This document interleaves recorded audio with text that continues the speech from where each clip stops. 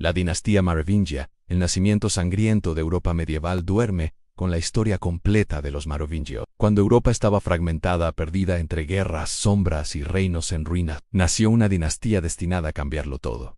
Su nombre sería recordado por siglos. Esta es la historia completa de los merovingios.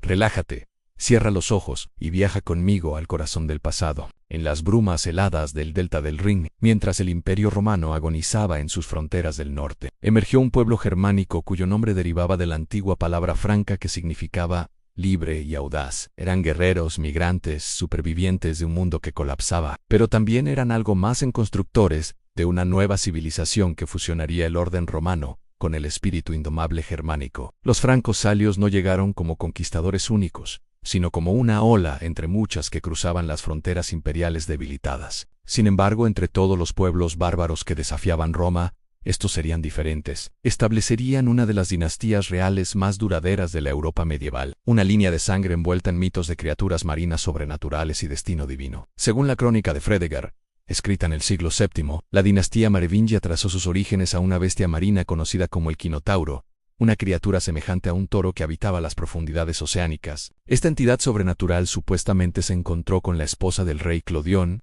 mientras se bañaba en la costa, y de esa unión nació Morovio, cuyo nombre literalmente significa luchador del mar. Este mito fundacional no era simple fantasía, servía a propósitos políticos múltiples, estableciendo el derecho divino a gobernar mediante ancestros sobrenaturales, mientras vinculaba su legitimidad a los poderes misteriosos del agua y la fertilidad. Si estás disfrutando esta travesía al pasado, suscríbete a Throne y Empire, el canal donde la historia cobra vida para tus noches. Orígenes míticos y realidad histórica. La leyenda del Quinotauro presentaba similitudes sorprendentes con otros mitos fundacionales de la realeza indoeuropea, particularmente aquellos que involucraban toros sagrados y divinidades acuáticas. La elección de un monstruo marino como progenitor probablemente reflejaba los orígenes de los francos salios, en las regiones costeras de los Países Bajos, donde la influencia del mar permeaba la vida cotidiana. Más importante aún, esta estructura mitológica permitía a los reyes merovingios reclamar una forma de realeza divina que trascendía la autoridad humana común. La naturaleza sobrenatural de la bestia marina posicionaba el linaje real como intermediario entre los reinos mortal y sobrenatural, un concepto que se manifestaría en la creencia posterior en los poderes curativos del rey merovingio y en sus característicos cabellos largos, considerados sagrados y que jamás debían ser cortados. Estas historias fundamentales ganaron particular importancia durante los siglos VI y VII, cuando los gobernantes merovingios buscaban legitimar su autoridad sobre poblaciones cada vez más diversas. El mito del Quinotauro proporcionaba un origen sobrenatural no cristiano que podía coexistir con las creencias cristianas emergentes, mientras mantenía características distintivamente francas, a diferencia de la ideología imperial romana, que enfatizaba la virtud cívica y la conquista militar, o los modelos de realeza cristiana que enfatizaban la designación divina mediante autoridad eclesiástica. La historia de origen merovingia enfatizaba la descendencia sanguínea de seres sobrenaturales. Este enfoque genealógico de la legitimidad real probaría ser notablemente duradero, influenciando conceptos medievales de la realeza sagrada en toda Europa occidental. Las evidencias arqueológicas de los siglos IV y V revela un cuadro complejo de los primeros patrones de asentamiento franco-salios en la región del delta del Rin, con excavaciones en sitios como Wichkby, Dursted en el norte de Holanda, descubriendo comunidades agrícolas significativas que practicaban agricultura mixta y ganadería, estableciendo las bases materiales sobre las cuales se construiría el poder merovingio. La vida cotidiana de los primeros francos. Estos asentamientos tempranos típicamente consistían en grandes casas rectangulares de madera, muchas veces con más de 30 metros de longitud, diseñadas para acomodar familias extensas junto con sus animales durante los rigurosos meses de invierno. Las casas presentaban técnicas de construcción distintas, con estructuras robustas de madera sosteniendo techos de paja y paredes hechas de entramado y barro. La cultura material recuperada de estos sitios demuestra sofisticadas capacidades de trabajo con metales, particularmente en la producción de hierro y fabricación de armas. Los herreros francos producían puntas de lanza, hachas de guerra y humbos de escudo de alta calidad que se convertirían en marcas registradas de su equipamiento militar. Los conjuntos de cerámica muestran tanto tradiciones locales como influencias de la Galia romana, indicando redes comerciales activas que se extendían mucho más allá de la frontera inmediata del Rin. En cuentas de vidrio, broches de bronce y cerámicas importadas encontradas en contextos domésticos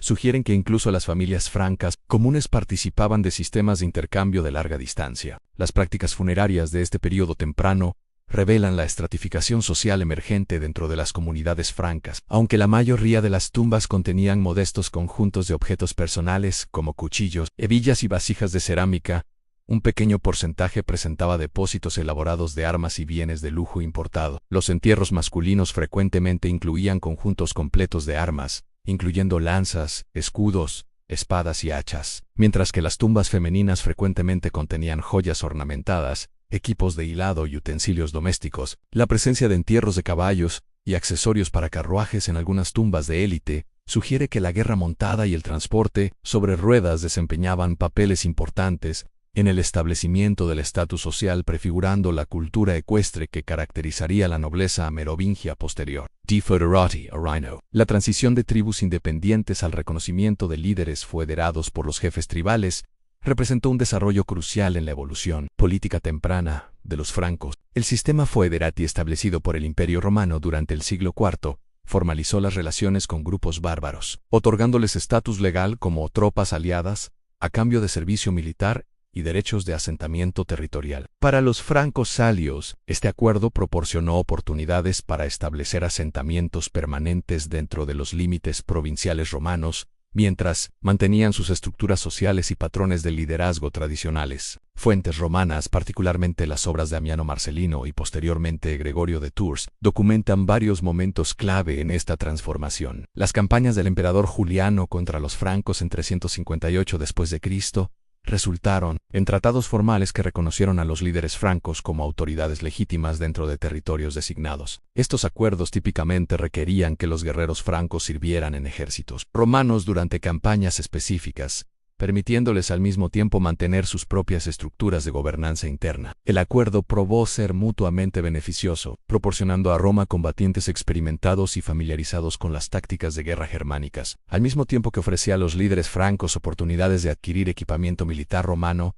títulos y reconocimiento diplomático. El status foederati alteró fundamentalmente la organización política franca, al introducir conceptos romanos de administración territorial y ley escrita. Los líderes francos comenzaron a adoptar títulos romanos como rex y dux, mientras simultáneamente mantenían los papeles tradicionales de liderazgo germánico, basados en la lealtad personal y grupos de guerreros. Este sistema dual creó una forma única de autoridad híbrida, que combinaba la eficiencia administrativa romana con las relaciones personales germánicas, permitiendo que Thronion Pierre te muestre cómo estos pueblos construyeron civilizaciones enteras desde las cenizas de Roman CH y LDRICO. Y el primer rey tangible. La transformación de los francos salios de confederados tribales en una fuerza política dominante. En el norte de la Galia se cristalizó bajo el liderazgo de Childerico I, cuyo reinado desde aproximadamente 457 hasta 481 después de Cristo estableció los fundamentos institucionales que definirían la realeza merovingia durante los próximos 3 siglos, a diferencia de su ancestro mítico Meroveo. Childerico emerge de los registros históricos como una figura tangible cuya perspicacia política y proeza militar alteraron fundamentalmente el equilibrio de poder en la Europa post-romana. El posicionamiento estratégico de Childerico como un foederati romano mientras simultáneamente expandía el control territorial franco, demostró una comprensión sofisticada de la política del período imperial tardío que se convertiría en característica de los gobernantes bárbaros exitosos durante el siglo V. La relación de Childerico con el Imperio Romano Occidental ejemplificaba los complejos arreglos diplomáticos que caracterizaron las décadas finales de la autoridad romana en la Galia, siguiendo el reconocimiento formal de los derechos de asentamiento de los francos bajo tratados anteriores. Childerico heredó no solo el liderazgo tribal, sino una posición reconocida dentro de la jerarquía militar romana. Fuentes contemporáneas, particularmente las cartas de Sidonio, Apolinar y referencias en la historia posterior de Gregorio de Tours, revelan que Childerico detentaba el título formal de Magister Militum, una posición que le confería autoridad de comando sobre tanto guerreros francos como unidades auxiliares romanas,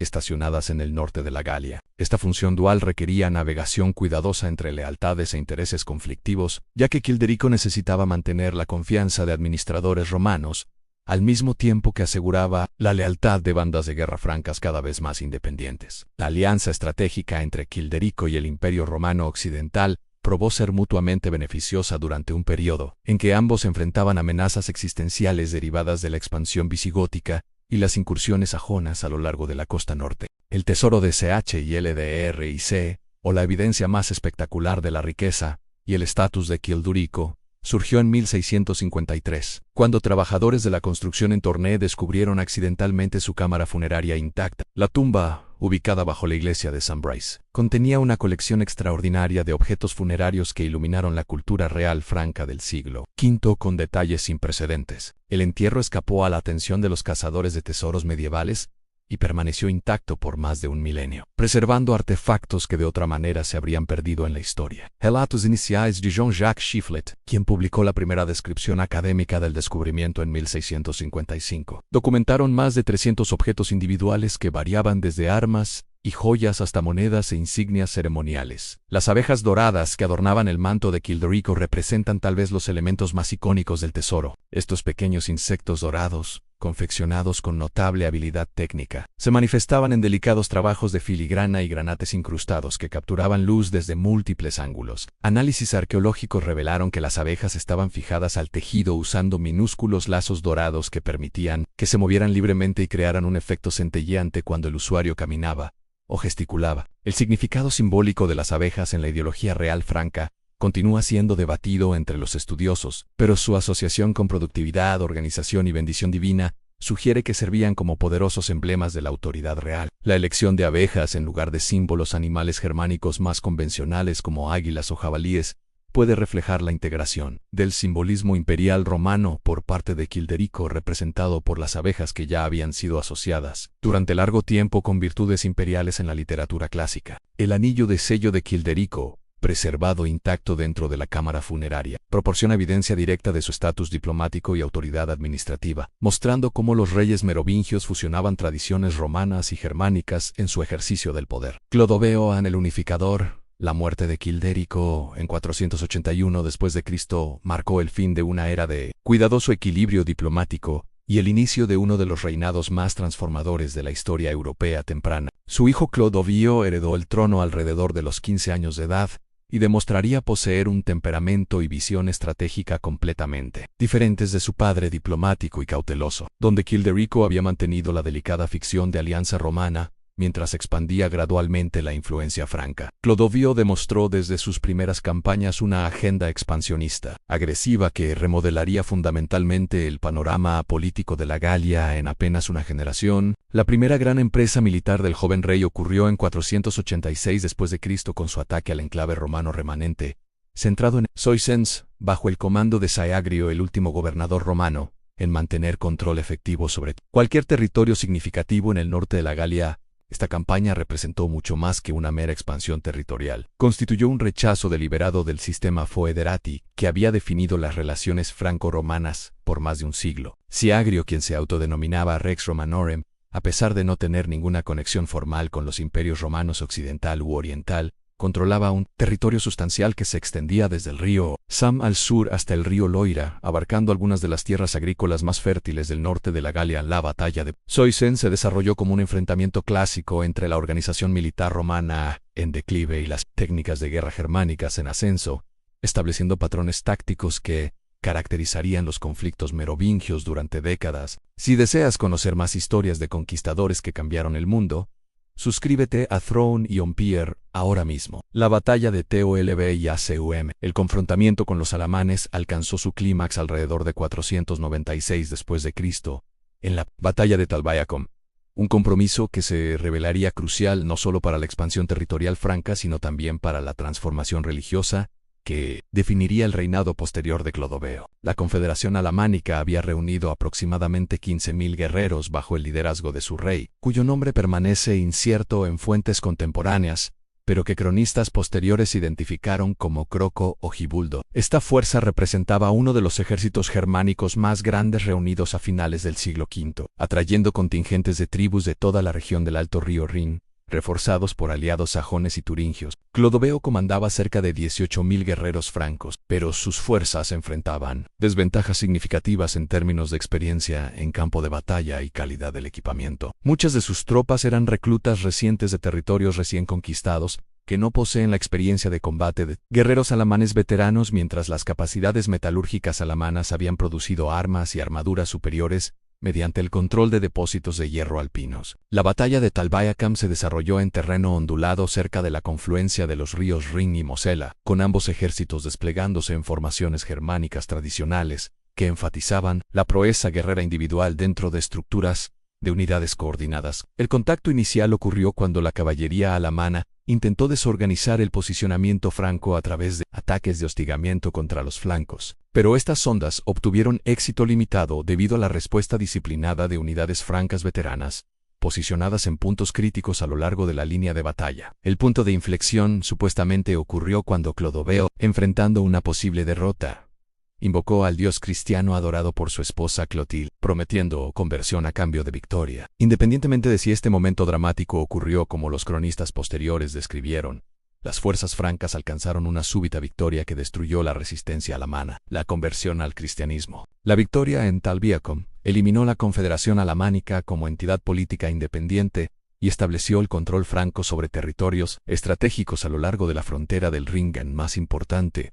Aún las consecuencias de la batalla llevaron a la conversión de Clodoveo al cristianismo católico, una decisión que tendría profundas implicaciones para las relaciones francas con las poblaciones galorromanas y para el contexto más amplio del panorama político europeo. A diferencia de la mayoría de los gobernantes germánicos que habían adoptado el cristianismo arriano, Clodoveo eligió la ortodoxia católica alineándose con las creencias religiosas de sus súbditos galorromanos y del Imperio bizantino, mientras diferenciaba la práctica religiosa franca de la de los reinos visigodos y ostrogodos. El proceso de conversión orquestado por el obispo Remigio de Reims, en colaboración con la reina Clotilde, involucró extensa instrucción teológica y preparación ceremonial, que demostró la importancia política de esta transformación religiosa. Relatos contemporáneos describen elaboradas ceremonias de bautismo realizadas en la Catedral de Reims en el día de Navidad, tradicionalmente datadas de 496 o 498 después de Cristo, donde Clodoveo y aproximadamente 3.000 de sus guerreros pasaron por conversión simultánea. El bautismo en masa sirvió múltiples funciones simbólicas, demostrando el compromiso real con el cristianismo al mismo tiempo que proporcionaba un espectáculo público dramático que impresionó tanto a audiencias francas como galo-romanas. Las implicaciones políticas de la conversión de Clodoveo se extendieron mucho más allá de la política religiosa interna, alterando fundamentalmente las relaciones diplomáticas francas en toda Europa. El cristianismo católico proporcionó una base religiosa común con las poblaciones galo-romanas, que facilitó la integración política y redujo las fuentes potenciales de conflicto interno. Simultáneamente, la ortodoxia religiosa distinguió el reino franco de los reinos germánicos arrianos, creando oportunidades de alianza con el Imperio bizantino y poblaciones católicas en todos los antiguos territorios romanos, estableciendo los fundamentos ideológicos para la expansión merovingia que transformaría Europa occidental durante el próximo siglo. La Lex Sal y la codificación de las tradiciones jurídicas francas durante el reinado de Clodoveo produjo la Lex Salica, uno de los documentos jurídicos más influyentes de la historia europea medieval. Este código legal comprensivo sistematizó las prácticas jurídicas germánicas tradicionales, incorporando también conceptos jurídicos romanos y principios morales cristianos, creando un sistema jurídico híbrido capaz de gobernar poblaciones diversas dentro del creciente reino franco. La Lex Salica abordó cuestiones fundamentales, incluyendo derechos de propiedad, leyes de herencia, penalidades criminales y procedimientos judiciales, estableciendo estructuras legales que influenciarían la jurisprudencia europea durante siglos. El desarrollo del derecho sálico reflejó el complejo desafío de gobernar poblaciones con diferentes tradiciones y expectativas culturales. La ley tradicional franca enfatizaba pagos de compensación y arbitraje comunitario para resolución de disputas, mientras el derecho romano presentaba procedimientos judiciales formales y precedentes legales escritos. La Lex Salica intentó sintetizar estos enfoques estableciendo tablas estandarizadas de compensación para varias ofensas, manteniendo al mismo tiempo los conceptos germánicos tradicionales de responsabilidad colectiva y honor personal. Las disposiciones del Código Penal relativas a los derechos de herencia de las mujeres, que excluían a las mujeres de heredar ciertos tipos de propiedad, influenciarían posteriormente las prácticas de sucesión en las monarquías medievales europeas. Las alianzas matrimoniales desempeñaron papeles cruciales en la estrategia diplomática de Clodoveo y la expansión territorial, con su unión a Clotilde de Borgoña representando la más significativa de estas asociaciones políticas. Clotilde, hija del rey borgoñón Chilperico II, trajo ventajas diplomáticas sustanciales, mediante las extensas conexiones de su familia en toda la Europa germánica y su ferviente fe católica. que influyó la eventual conversión de Clodovio. El matrimonio realizado alrededor de 493 después de Cristo proporcionó a Clodovio reclamos legítimos sobre territorios borgoñones al mismo tiempo que creó oportunidades de alianza con otros gobernantes católicos que veían el reino franco como socio potencial contra las potencias arrianas, estableciendo las bases para la transformación de Europa que Throne y Ompierre documenta en cada episodio. La batalla de Bouillé, el punto culminante de la expansión territorial de Clodovio, se materializó en una victoria decisiva sobre el reino visigodo en la Batalla de Bouillé en 507 después de Cristo. Este enfrentamiento representó el clímax de una campaña sistemática para eliminar el poder visigodo al norte de los Pirineos y establecer el control franco sobre los ricos territorios de Aquitania. El reino visigodo, bajo el comando de Alarico II, controlaba vastos territorios, incluyendo la mayor parte de la Francia moderna, al sur del río Loira, porciones significativas de la península ibérica, y regiones costeras estratégicas del Mediterráneo que proporcionaban acceso a lucrativas redes comerciales que conectaban Europa con el norte de África y el Mediterráneo oriental. La campaña que llevó a Bouillé requirió preparación extensa y formación de coaliciones, mientras Clodoveo reunía el mayor ejército de su reinado, coordinando con aliados borgoñones y asegurando acuerdos de neutralidad con otros oponentes potenciales. El ejército franco que marchó hacia el sur en 507 ascendía a aproximadamente 25.000 guerreros, incluyendo unidades veteranas de campañas anteriores complementadas por fuerzas recién reclutadas de territorios recientemente conquistados. Este enorme esfuerzo militar sobrecargó los recursos francos y requirió cuidadoso planeamiento logístico para mantener líneas de suministro a lo largo de cientos de kilómetros de territorio potencialmente hostil. Alarico II comandaba aproximadamente 20.000 soldados visigodos, apoyados por refuerzos ostrogodos, proporcionados por Teodorico el Grande, creando una fuerza defensiva formidable que poseía ventajas significativas en términos de calidad de equipamiento y experiencia en campo de batalla. Los ejércitos visigodos presentaban unidades de caballería pesadamente blindada,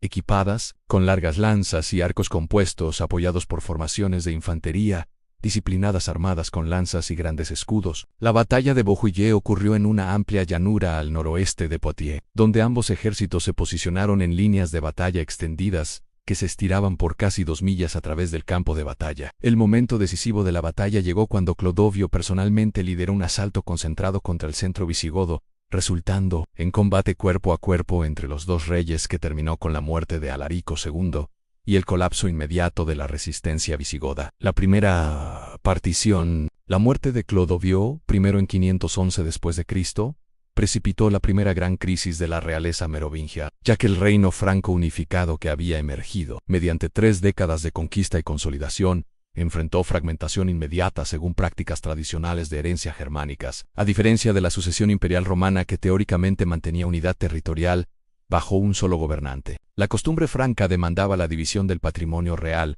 entre todos los herederos masculinos legítimos, tratando el reino como propiedad personal en lugar de una entidad política indivisible. Esta diferencia fundamental en filosofía de sucesión definiría la historia política merovingia durante los próximos 2 siglos, creando ciclos de división, guerra y reunificación temporal que gradualmente debilitaron la autoridad real central mientras empoderaban a familias aristocráticas regionales. La partición de 511 dividió los territorios de Clodovio entre sus 4 hijos sobrevivientes, según una fórmula compleja que intentó balancear valor territorial, importancia estratégica y derechos de herencia tradicionales. Teodorico el hijo mayo, era nacido de la primera esposa de Clodovio, recibió los territorios del noreste que se convertirían en conocidos como Austrasia, abarcando las tierras francas originales alrededor del Rin y extendiéndose hacia el este en territorios germánicos recientemente conquistados. Este reino incluía los centros comerciales ricos de Colonia, Maguncia y Metz, junto con extensas tierras agrícolas que habían sustentado el poder franco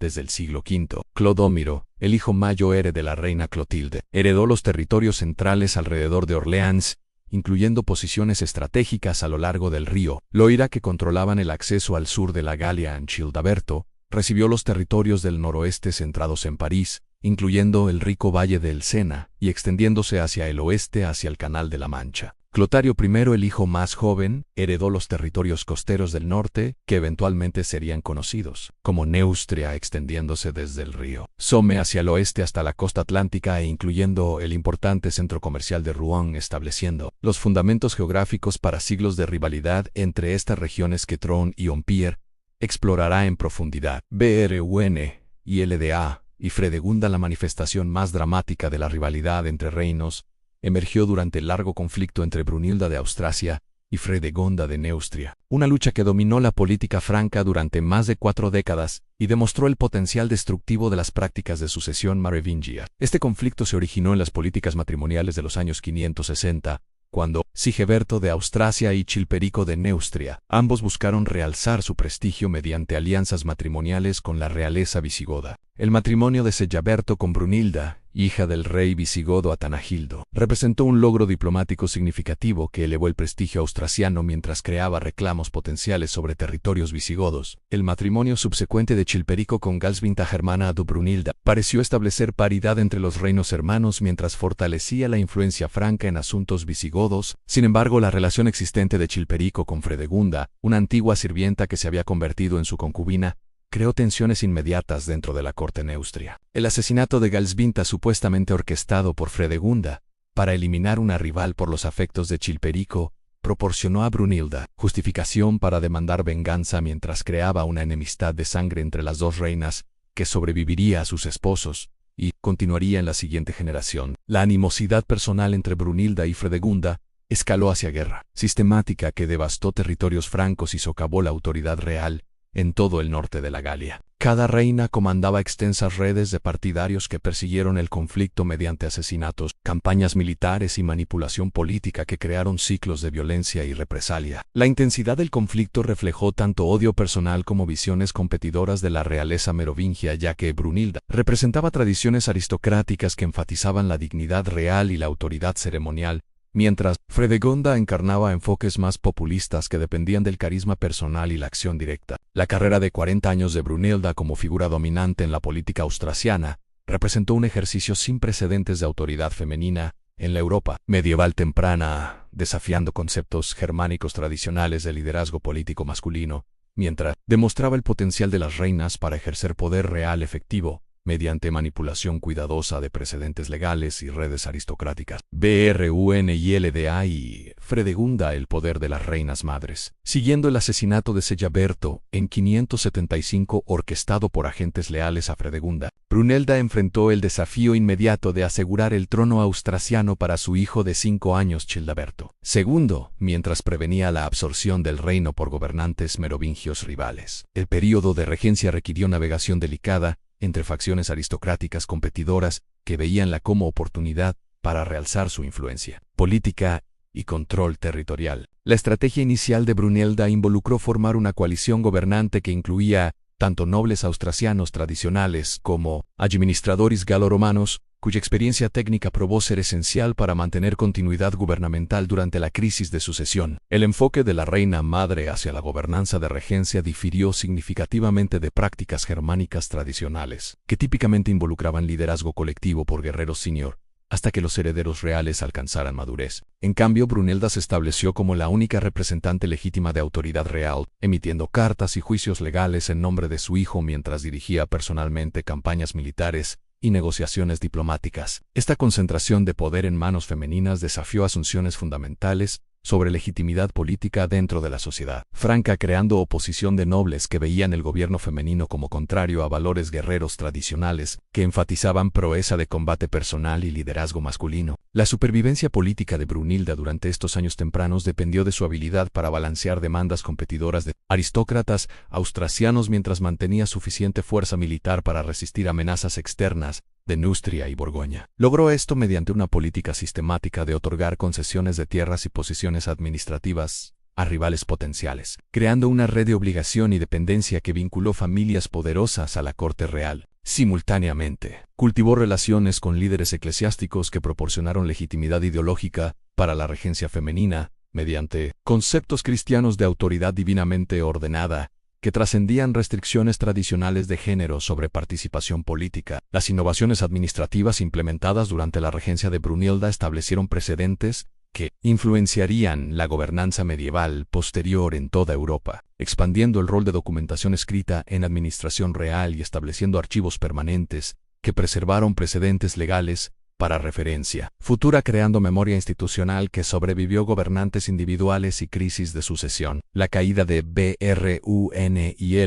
de a la muerte súbita de Teodorico. Segundo, en 613, creó la crisis final de la carrera de Brunilda, cuando intentó establecer autoridad de regencia sobre su bisnieto Sigeberto II, mientras enfrentaba oposición coordinada de aristócratas austrasianos que veían la sucesión como oportunidad para eliminar permanentemente su influencia política. La coalición de oposición incluía tanto enemigos tradicionales que habían opuesto sus políticas durante décadas como antiguos partidarios que habían crecido incómodos con la concentración de poder en manos femeninas. Esta resistencia de base amplia reflejó actitudes cambiantes hacia la participación política femenina, así como agravios específicos relacionados con el estilo de gobierno autoritario de Brunilda y sus conflictos con líderes eclesiásticos sobre política religiosa, la campaña militar que trajo a Clotario II y sus fuerzas neustrias hacia territorio austrasiano en 613 tuvo éxito no mediante tácticas de campo de batalla superiores, sino mediante la defección sistemática de nobles austrasianos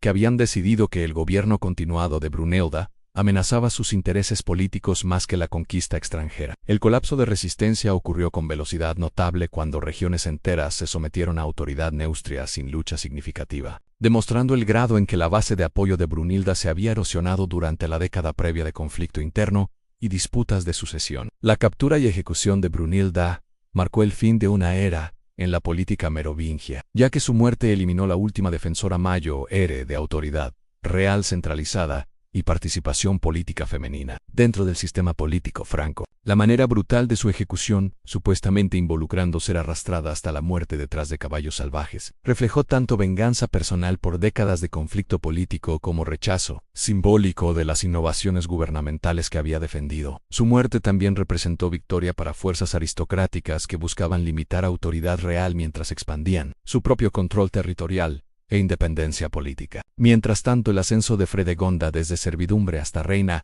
ejemplificó la movilidad social posible dentro de la sociedad merovingia para individuos que poseían inteligencia excepcional y determinación despiadada para explotar oportunidades políticas, demostrando cómo el poder personal podía trascender orígenes humildes en el mundo brutal de la política merovingia que Tron-Pierre documenta sin censura. DAG o BRT y en el último gran rey cuando Clotario II murió en 629, dejando el trono a su hijo, Tegebert. Primero el joven rey heredó no meramente una corona, sino la tarea monumental de restaurar gobernanza efectiva a territorios que habían crecido, acostumbrados a autoridad fragmentada y autonomía local. La ascensión de Dagoberto a aproximadamente 25 años de edad trajo al trono un gobernante cuya formación política había ocurrido durante las fases finales de las grandes guerras civiles, proporcionándole conocimiento íntimo de las consecuencias destructivas de autoridad dividida, mientras inculcaba apreciación por los beneficios de poder real unificado. A diferencia de sus predecesores, quienes frecuentemente veían la realeza principalmente mediante el lente del honor personal y prestigio guerrero, Dagoberto abordó la autoridad real como un desafío administrativo y diplomático que requería soluciones sistemáticas a problemas institucionales complejos. Su reinado demostraría atención sin precedentes a eficiencia gubernamental, codificación legal y patronazgo cultural que distinguió su gobierno de los enfoques más militaristas que habían caracterizado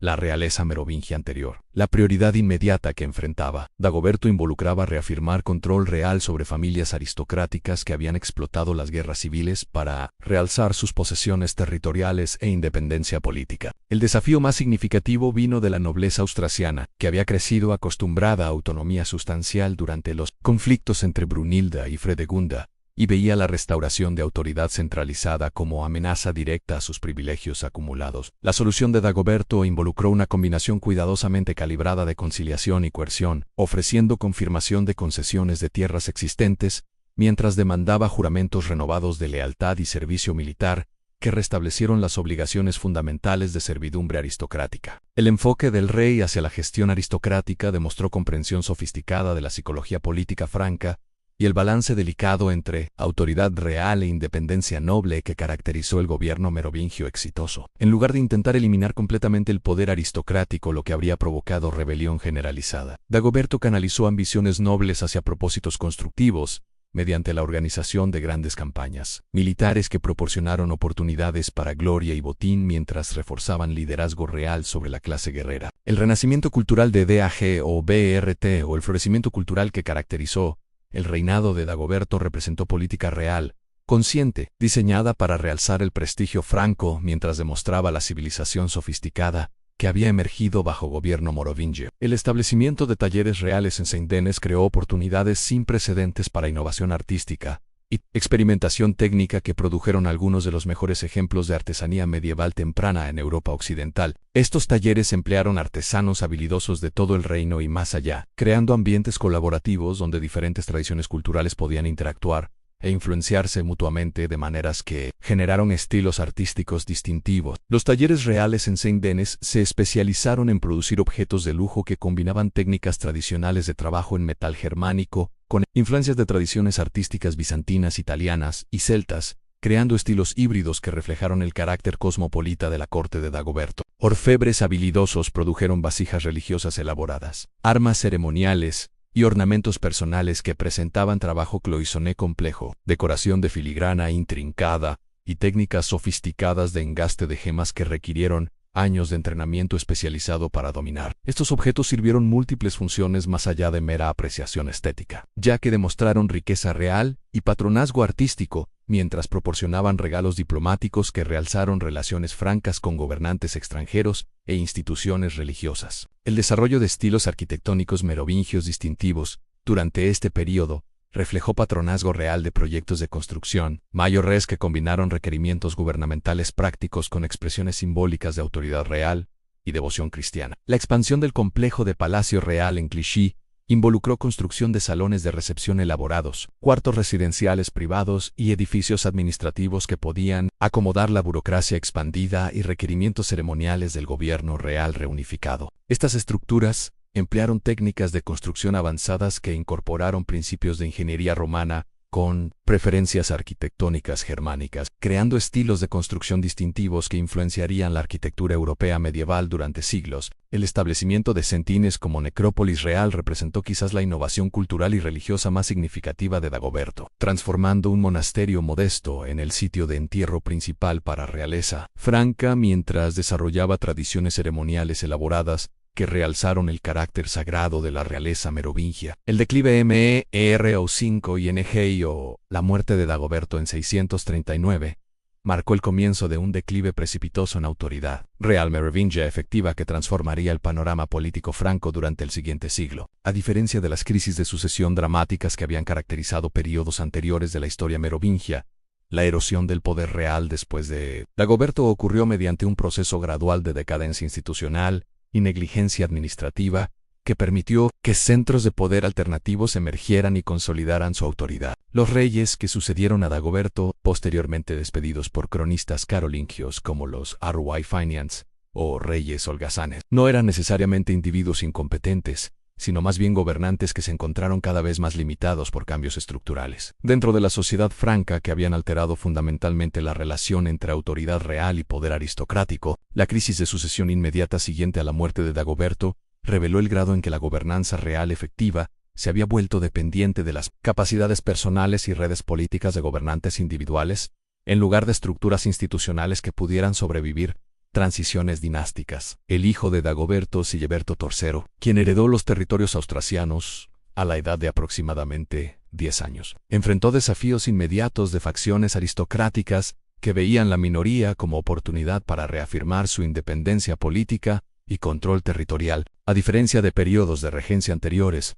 donde parientes reales o consejeros de confianza habían mantenido continuidad gubernamental. El vacío de poder creado por la juventud de Sigeberto permitió que el mayordomo de Palacio Grimoaldo se estableciera como la figura dominante en la política austrasiana. El cargo de mayordomo de Palacio, originalmente concebido como posición administrativa doméstica responsable de gestionar asuntos domésticos reales, había evolucionado durante los siglos VI y principios del VII en un rol gubernamental crucial que proporcionaba acceso a procesos de toma de decisiones reales y control sobre recursos financieros significativos. Bajo el gobierno personal fuerte de Dagoberto, el cargo mayoral había permanecido subordinado a autoridad real, pero la debilidad de sus sucesores creó oportunidades para individuos ambiciosos de transformar esta posición administrativa en base de poder independiente que podía desafiar prerrogativas reales, estableciendo patrones que definirían el período merovingio restante y preparando el escenario para la revolución carolingia que Throne-on-Pierre revelará en episodios futuros. La crisis económica, los fundamentos económicos del poder real que habían proporcionado a Dagoberto,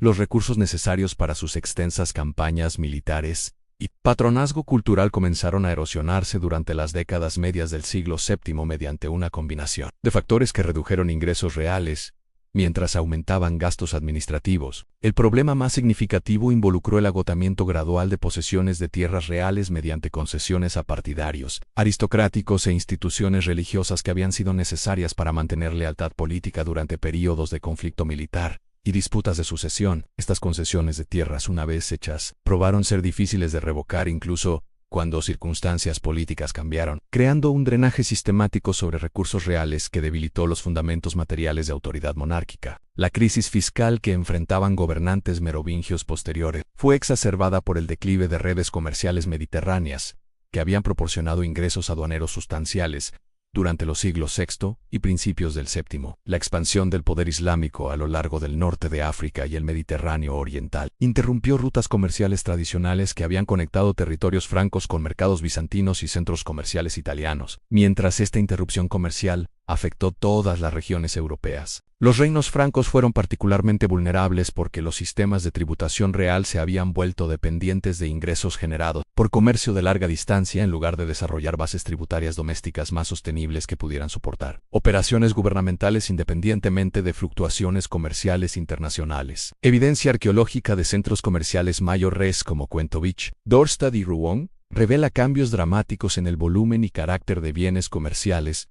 que pasaban por territorios francos durante mediados del siglo VII. Excavaciones en estos sitios muestran reducciones significativas en artículos de lujo importados, como textiles de seda, piedras preciosas y especias exóticas que habían caracterizado periodos anteriores, mientras bienes producidos localmente se volvieron cada vez más prominentes en conjuntos arqueológicos. Este cambio hacia autosuficiencia regional redujo la actividad comercial que había generado ingresos reales sustanciales mediante deberes aduaneros e impuestos de mercado, forzando a gobernantes merovingios a depender más pesadamente de tributación agrícola y pagos de tributos que probaron ser insuficientes para mantener el aparato gubernamental elaborado que se había desarrollado bajo el gobierno de Dagoberto. Ascenso de los mayordomos. La transformación de la aristocracia franca durante este período reflejó cambios más amplios en la organización social europea, ya que conceptos tradicionales de lealtad personal y servicio militar dieron paso a formas más territoriales y hereditarias de autoridad política. Nobles merovingios tempranos típicamente derivaban su estatus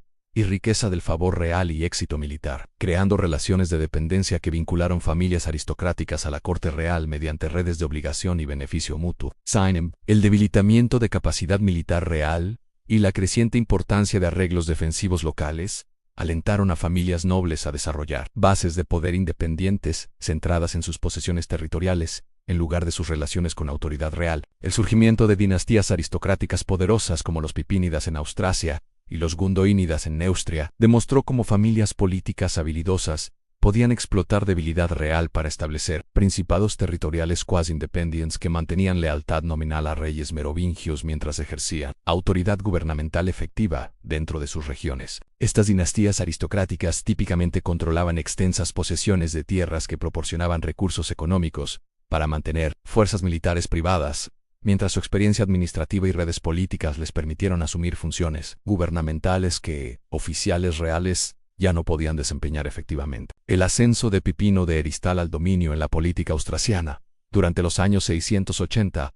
ejemplificó el proceso, mediante el cual mayordomos de palacio transformaron sus posiciones administrativas en cargos políticos hereditarios que rivalizaron a autoridad real. La familia de Pepino había acumulado posesiones de tierras sustanciales a lo largo de los valles de los ríos Mosela y Mosa durante el siglo previo, proporcionando fundamentos económicos para ambiciones políticas que se extendieron mucho más allá de responsabilidades mayorales tradicionales. Su éxito en derrotar fuerzas neustrias en la batalla de Tortri en 687 estableció control pipínida sobre ambos reinos francos mayores, mientras reducía gobernantes merovingios a figuras ceremoniales, cuya función primaria involucraba legitimar decisiones hechas por sus mayordomos. Las innovaciones administrativas implementadas por los mayordomos pipínidas demostraron comprensión sofisticada de organización gubernamental y requerimientos prácticos para gobierno efectivo sobre territorios grandes y diversos, desarrollando enfoques sistemáticos a tributación, organización militar y administración legal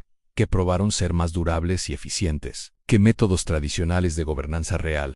Carlos Martel en el martillo, la muerte de Pipino d'Heristal en 714 precipitó una crisis de sucesión que amenazó deshacer décadas de construcción política cuidadosa y retornar los reinos francos a la condición fragmentada que había caracterizado finales del siglo VII. El desafío inmediato involucró reclamos competidores entre el hijo legítimo de Pipino, Grimoaldo, y su hijo ilegítimo Carlos, posteriormente conocido como Carlos Martel, cuyos diferentes partidarios representaron visiones alternativas de desarrollo político pipínida. La muerte temprana de Grimoaldo eliminó una fuente de división, pero el surgimiento de Plectrud, viuda de Pipino, como regente para su joven nieto, Tudoaldo, creó nuevas complicaciones que reflejaron la importancia continua de participación política femenina en gobernanza franca. La regencia de Plectrud enfrentó desafíos inmediatos de nobles neustrios que veían la crisis de sucesión como oportunidad para reafirmar su independencia política y eliminar dominio pipínida sobre sus territorios. El surgimiento de Carlos Martel desde oscuridad política para desafiar tanto el gobierno de regencia como la rebelión neustria representó una de las reversiones más dramáticas en la historia europea medieval temprana. Su posición inicial pareció desesperada, ya que comandaba recursos militares limitados y enfrentaba oposición tanto de autoridades pipínidas legítimas como enemigos externos que controlaban territorios sustanciales y comandaban fuerzas militares significativas. Sin embargo, Carlos poseía talentos militares excepcionales e instintos políticos que le permitieron explotar divisiones entre sus oponentes, mientras gradualmente construía una coalición de partidarios que reconocieron sus capacidades de liderazgo superiores. Las campañas militares mediante las cuales Carlos Martel estableció su autoridad demostraron innovaciones en guerra que influenciarían el desarrollo militar europeo durante siglos. Sus fuerzas enfatizaron movilidad, flexibilidad táctica y la habilidad de conducir operaciones sostenidas a través de tipos de terreno diversos que excedieron las capacidades de ejércitos francos tradicionales, estableciendo fundamentos militares que permitirían la expansión carolingia posterior y transformarían el mapa político de Europa. Como Throne y Empire continúa documentando en cada capítulo de esta saga épica. La Batalla de Tours, la expansión islámica en la península ibérica durante los años 710, creó nuevos desafíos estratégicos que probarían las capacidades militares que Carlos Martel había desarrollado durante su consolidación del poder franco. La rápida conquista de territorios visigodos por fuerzas islámicas bajo Tariq ibn Ziyad y Musa ibn Nusard demostró capacidades militares que excedieron las de ejércitos europeos tradicionales, mientras la subsecuente expansión del control islámico en el sur de la Galia amenazó la integridad territorial de los reinos francos mismos. Estos desarrollos requirieron respuestas estratégicas que trascendieron conceptos tradicionales de guerra defensiva y demandaron enfoques innovadores a organización militar y coordinación táctica. Las fuerzas islámicas que cruzaron los Pirineos a finales de los años 720 representaban algunas de las organizaciones militares más sofisticadas de principios del siglo VIII, combinando la movilidad y flexibilidad táctica de caballería árabe con las formaciones de infantería disciplinadas y capacidades de asedio de fuerzas bereberes del norte de África. Estos ejércitos poseían ventajas significativas en términos de calidad de equipamiento, experiencia de batalla y coordinación estratégica que había habilitado su conquista notable a lo largo del mundo mediterráneo. Durante el siglo previo, su expansión en territorio franco creó amenazas existenciales que requirieron respuestas que excedieron las capacidades de arreglos defensivos regionales, tradicionales. El enfrentamiento entre fuerzas islámicas y francas alcanzó su clímax en la batalla de Tours, también conocida como la batalla de Poitiers, en octubre de 732. Este compromiso probaría ser decisivo no solo para la cuestión inmediata de expansión islámica en el norte de Europa, sino para el desarrollo más amplio de civilización europea medieval y el establecimiento de dominio político carolingio. La ubicación de la batalla, aproximadamente 20 kilómetros al noreste de Poitiers, a lo largo de la vieja vía romana que conectaba Burdeos con París, reflejó la importancia estratégica de controlar redes de transporte que conectaban diferentes regiones de la Galia, mientras proporcionaba acceso a los monasterios ricos y centros comerciales que habían atraído atención islámica. El ejército islámico que avanzó hacia Tours representó una de las fuerzas más grandes y experimentadas que había operado en territorios europeos, ascendiendo aproximadamente a 25.000 guerreros bajo el comando de Abdul Rahman al-Ghafiqi,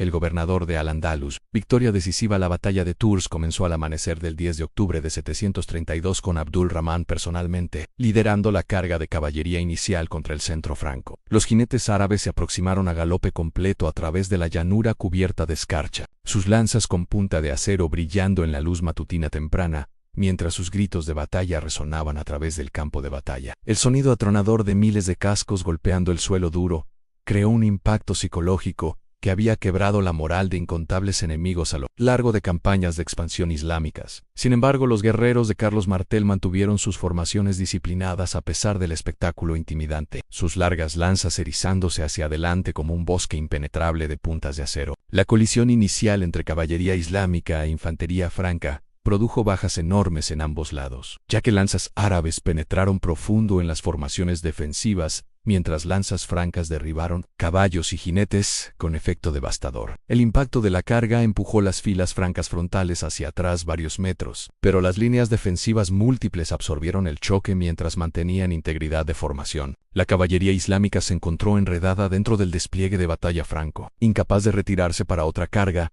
mientras enfrentaba ataques concentrados de lanceros y guerreros con hachas que se especializaban en combate cercano. El fracaso del asalto de caballería inicial forzó a Abdul Rahman a modificar su enfoque táctico desplegando unidades de infantería ver a ver en ataques coordinados diseñados para crear brechas en la línea franca que pudieran ser explotadas por cargas de caballería subsecuentes. El punto de inflexión del compromiso ocurrió durante la tarde cuando fuerzas islámicas lograron un avance temporal a lo largo del flanco izquierdo franco, creando oportunidades para explotación de caballería que amenazaron colapsar la posición defensiva entera. Sin embargo, las reservas cuidadosamente posicionadas de Carlos Martel lanzaron un contraataque coordinado que no solo selló la brecha, sino también creó confusión dentro de filas islámicas, mientras comandantes luchaban por mantener coordinación táctica mientras respondían a amenazas inesperadas desde múltiples direcciones. La muerte de Abdul Rahman durante el apogeo de la lucha de tarde eliminó coordinación de comando islámico y precipitó el colapso sistemático de su organización militar, estableciendo la reputación de Carlos como defensor de la cristiandad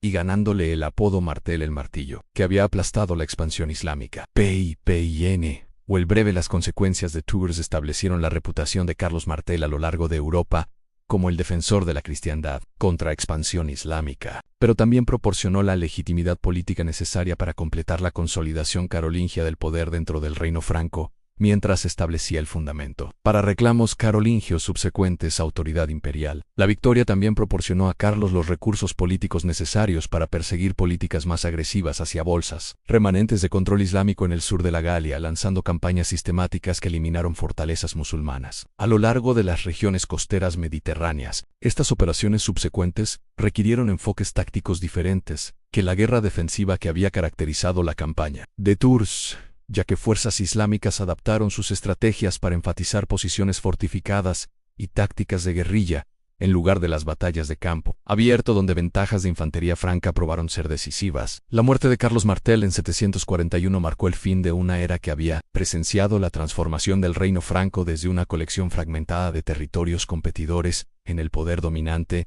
en Europa occidental. Sus logros incluyeron no solo victorias militares contra expansión islámica, sino también el desarrollo sistemático de instituciones gubernamentales que podían efectivamente administrar poblaciones diversas a través de territorios extensos. Las innovaciones administrativas y militares implementadas durante su reinado proporcionaron el fundamento para expansión imperial carolingia subsecuente, mientras establecían precedentes para gobernanza europea medieval que influenciarían desarrollo político durante siglos. La crisis de sucesión inmediata siguiente a la muerte de Carlos probó la estabilidad de los arreglos que había establecido, ya que la cooperación inicial entre su hijo Pipino el Breve y su otro hijo Carlomán en gestionar su herencia dividida reflejó preparación exitosa para transición dinástica. El surgimiento gradual de Pipino, como la figura dominante en política carolingia, durante los años 740 reflejó tanto sus habilidades políticas superiores como la eliminación sistemática de centros de poder alternativos que pudieron haber desafiado su autoridad. Pipino el Breve, la revolución CAR o LING, y a la preparación sistemática para la transformación ideológica que justificaría reclamos carolingios a autoridad real alcanzó su culminación durante los años 740, cuando Pipino el Breve consolidó su posición siguiente al inesperado retiro de su hermano Carlomán a un monasterio en 747. Este retiro dramático desde política secular eliminó la última fuente potencial de división interna dentro del liderazgo carolingio, mientras proporcionaba a Pipino control indisputado sobre el reino franco entero. El rey merovingio Childerico III, quien había ocupado el trono desde 743, representaba la encarnación final de una tradición real que había gobernado el pueblo franco por casi 3 siglos. Descripciones contemporáneas lo retratan como figura de dignidad personal considerable, a pesar de su impotencia política, manteniendo funciones ceremoniales y presencia simbólica que preservó la ficción legal de gobierno merovingio, mientras autoridad gubernamental actual descansaba enteramente en manos carolingias. Su rutina diaria involucraba participación en servicios religiosos en la capilla real, recepción de visitantes formales que venían a pagar homenaje a autoridad real tradicional y desempeño de funciones ritualísticas que conectaban gobernanza franca contemporánea con sus fundamentos históricos. El enfoque de Pipino a la delicada cuestión de reemplazar autoridad merovingia legítima con gobierno carolingio requirió innovación diplomática sin precedentes y atención cuidadosa a precedentes legales y religiosos que gobernaron sucesión real en Europa cristiana, a diferencia de transiciones dinásticas anteriores, que típicamente resultaron de conquistas militares o disputas de sucesión dentro de familias reales establecidas. La revolución carolingia requirió redefinición fundamental de las fuentes y naturaleza misma de legitimidad real. Esta transformación requirió no solo maniobras políticas internas, sino también iniciativas diplomáticas internacionales que pudieran proporcionar validación externa para el movimiento sin precedentes de deponer un rey legítimo en favor de su antiguo subordinado. La correspondencia papal que precedió la deposición formal revela los argumentos teológicos y jurídicos sofisticados que partidarios carolingios desarrollaron para justificar sus acciones revolucionarias, estableciendo precedentes para involucramiento papal en sucesión real que influenciaría política europea durante siglos. Como Trompier continuará revelando en futuros episodios. La revolución CAROLING. Legitimación papal. La respuesta del Papa Zacarías a consultas carolingias sobre la legitimidad de deponer gobernantes inefectivos estableció precedentes cruciales para involucramiento papal en asuntos políticos seculares que influenciarían política europea durante siglos. Su declaración famosa de que era mejor para aquel ser llamado rey quien tiene más poder que aquel que permanece sin poder real, proporcionó justificación teológica para la revolución carolingia, mientras establecía el principio de que gobernanza efectiva constituía fuente legítima de autoridad real independiente de reclamos hereditarios. Esta declaración papal representó una salida fundamental de conceptos tradicionales de legitimidad. Riley creó fundamentos ideológicos para teoría medieval de derecho divino, que caracterizaría monarquías europeas posteriores. La deposición formal de Childerico III ocurrió en 751 mediante un proceso cuidadosamente orquestado, que combinó procedimientos políticos francos tradicionales con elementos innovadores, diseñados para enfatizar el carácter religioso de la transición. La asamblea que se reunió en Soissons incluyó representantes de todos los territorios francos, asegurando que la deposición recibiera apoyo amplio mientras demostraba la consulta sistemática que distinguió esta transición de mero golpe militar. El proceso involucró presentaciones formales de cargos contra gobierno merovingio, lecturas públicas de correspondencia papal apoyando el cambio dinástico y aclamación unánime de Pipino como el nuevo rey de los francos. Los aspectos ceremoniales de la deposición de Childerico reflejaron atención meticulosa a preservar dignidad real mientras eliminaban autoridad política. Relatos contemporáneos describen al último rey merovingio manteniendo su compostura a lo largo del proceso entero, reconociendo la decisión de la asamblea con gracia apropiada, mientras formalmente renunciaba a sus reclamos a autoridad real. La ceremonia terminó con el corte ritual del cabello de Childerico en tonsura, que simbolizó su retiro. Desde vida secular seguido por su retiro al monasterio de Saint-Omer, donde pasaría sus últimos años en contemplación religiosa, removido de actividad política. La coronación de Pipino como el primer rey carolingio de los francos incorporó elementos sin precedentes que enfatizaron el carácter religioso de su autoridad mientras establecían nuevos precedentes para ceremonias de inauguración real, marcando el fin de la era merovingia y el amanecer de un nuevo capítulo en la historia europea. El legado MEROVINGIO. A pesar de esfuerzos sistemáticos en revisión histórica, el legado duradero de ley, cultura e instituciones políticas merovingias probó ser imposible de eliminar enteramente, ya que aspectos fundamentales de civilización franca habían sido moldeados por 3 siglos de gobierno merovingio. Las tradiciones legales codificadas en la ley sálica continuaron influenciando jurisprudencia europea a lo largo del período medieval, proporcionando marcos para derechos de propiedad, prácticas de herencia y procedimientos judiciales que trascendieron cambios dinásticos. Los conceptos germánicos de autoridad real, privilegio aristocrático y lealtad personal que habían caracterizado gobernanza merovingia permanecieron centrales a organización política carolingia a pesar de las innovaciones religiosas que distinguieron la nueva dinastía. Estructuras administrativas desarrolladas durante el período merovingio proporcionaron fundamentos esenciales para la expansión imperial carolingia, ya que las instituciones gubernamentales y procedimientos burocráticos que habían evolucionado durante 3 siglos de administración real probaron ser adaptables a las responsabilidades territoriales expandidas que caracterizarían gobierno carolingio posterior. El mayo Herredomo de Palacio, el cargo que había habilitado a Censo carolingio al poder, continuó desempeñando papeles importantes en administración real, mientras otras innovaciones administrativas merovingias fueron incorporadas al aparato gubernamental expandido que administraría el imperio carolingio. Tradiciones culturales establecidas durante el período merovingio similarmente influenciaron vida de corte carolingia y patronazgo artístico, ya que los talleres artísticos, instituciones educacionales y prácticas ceremoniales que se desarrollaron bajo patronazgo real anterior proporcionaron modelos para iniciativas culturales carolingias. El scriptorium en Saint-Denis, establecido bajo patronazgo de Dagoberto I, continuó produciendo manuscritos iluminados y preservando textos clásicos bajo gobierno carolingio, mientras tradiciones artísticas desarrolladas por talleres reales merovingios influenciaron los estilos distintivos que caracterizarían arte y arquitectura del Renacimiento carolingio. Las políticas religiosas que habían evolucionado durante el período merovingio posterior proporcionaron precedentes cruciales para relaciones iglesia-estado carolingias, ya que las asociaciones entre autoridad real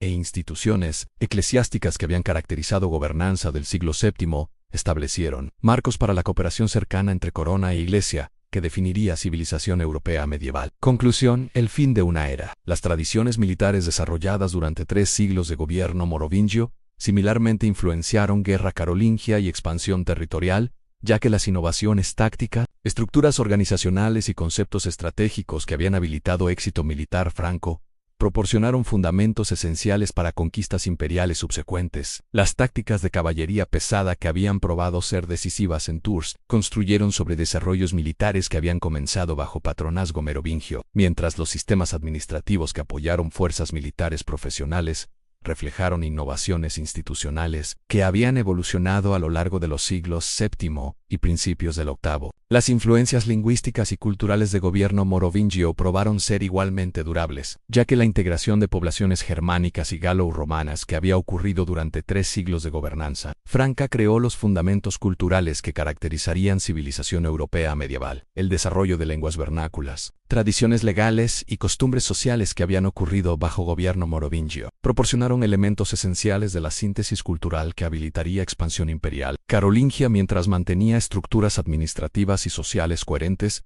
a través de adquisiciones territoriales diversas. Las instituciones económicas desarrolladas durante el período merovingio, similarmente, proporcionaron fundamentos para prosperidad y expansión carolingias, ya que las redes comerciales, innovaciones agrícolas y sistemas monetarios que se habían desarrollado bajo patronazgo real anterior crearon la riqueza y capacidades organizacionales que soportarían administración imperial y expansión militar. Las relaciones comerciales establecidas con reinos anglosajones, centros comerciales mediterráneos y poblaciones europeas orientales proporcionaron recursos esenciales para campañas militares carolingias mientras creaban las conexiones diplomáticas que facilitarían expansión territorial. La deposición de Childerico III y el establecimiento de gobierno carolingio así representó no una ruptura completa con el pasado, sino más bien una transformación que preservó elementos esenciales de civilización merovingia mientras adaptaba estas tradiciones a nuevas circunstancias políticas y religiosas. La Revolución carolingia tuvo éxito precisamente porque construyó sobre fundamentos institucionales existentes mientras proporcionaba las innovaciones ideológicas y mejoras administrativas que abordaron los desafíos que enfrentaba gobernanza europea del siglo VIII. Epílogo en Entre mito e historia. La evaluación final de contribuciones merovingias al desarrollo europeo debe reconocer tanto los logros notables de la dinastía como las limitaciones estructurales que finalmente hicieron necesario su reemplazo. Los reyes merovingios transformaron exitosamente una confederación de tribus germánicas en un reino cristiano sofisticado que dominó Europa occidental durante 3 siglos, estableciendo tradiciones legales, instituciones culturales y estructuras administrativas que influenciarían civilización europea durante siglos. Su fracaso no derivó de inadecuación personal sino de desafíos estructurales que excedieron las capacidades de realeza germánica tradicional, creando oportunidades para las innovaciones institucionales y legitimación religiosa que caracterizaron la Revolución carolingia. El fin de la dinastía merovingia en 751 marcó la conclusión de uno de los capítulos más significativos de la historia europea medieval temprana, ya que la deposición de que Ulderico III eliminó la última conexión directa con las tradiciones guerreras germánicas que habían moldeado Europa postromana, mientras establecía nuevos precedentes para realeza cristiana que definirían desarrollo político europeo medieval. La Revolución Carolingia representó tanto un fin como un comienzo, preservando elementos esenciales de civilización franca mientras creaba los fundamentos institucionales e ideológicos que habilitarían el surgimiento del Imperio Europeo medieval y los logros culturales que distinguirían el Renacimiento carolingio. El legado merovingio continuó viviendo no en continuidad dinástica, sino en la influencia duradera de sus innovaciones legales, culturales e institucionales sobre la civilización que surgiría bajo sus sucesores carolingios. Los merovingios construyeron los cimientos sobre los cuales se erigiría la Europa medieval, fusionando mundo romano con espíritu germánico, cristianismo con tradiciones guerreras, creando una síntesis única que definiría civilización occidental durante 1000 años. Su historia es la historia del nacimiento sangriento de Europa, de reyes guerreros y reinas poderosas, de batallas épicas y traiciones brutales, de fe y ambición entrelazadas en el tejido mismo de nuestra historia. Así termina la historia completa de los merovingios, la primera dinastía que unió a los francos y sentó las bases de la Europa que conocemos hoy. Desde las brumas míticas del Quinotauro hasta las revoluciones políticas que los reemplazaron, su legado permanece grabado en nuestras leyes, nuestra cultura, nuestra memoria colectiva. Si has llegado hasta aquí, has viajado a través de 3 siglos de historia, has presenciado el nacimiento de naciones, has conocido a reyes y reinas cuyas decisiones moldearon continentes enteros. Esta es la razón por la que Throne and Empire exists, para darte acceso ilimitado al pasado, para que cada noche puedas cerrar los ojos y despertar en otro tiempo, en otro mundo. Los merovingios ya no gobiernan por su sangre.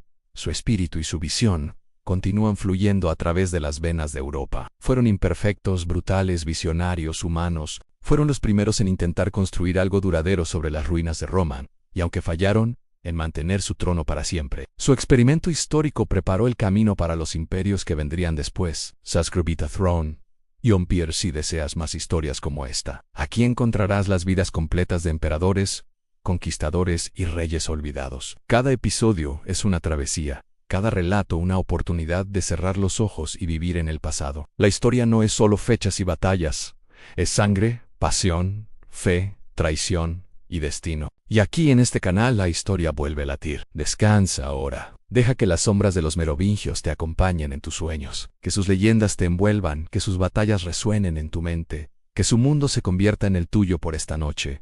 Porque en Throne y Empire la historia nunca duerme, pero tú sí puedes hacerlo. Buenas noches, viajero del tiempo. Nos vemos en el próximo imperio.